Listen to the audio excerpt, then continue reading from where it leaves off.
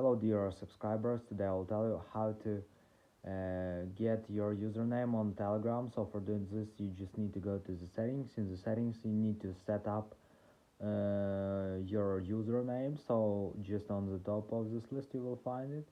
So after you just need to tap on edit button on the right side, you will see it here, so just tap on it,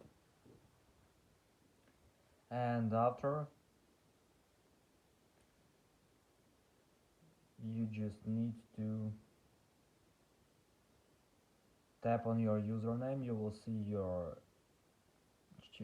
number and username. Just tap on your username, and after you can see here your link. This link opens a chat with you, so here you can see link for your Telegram. Just tap on it for copying it.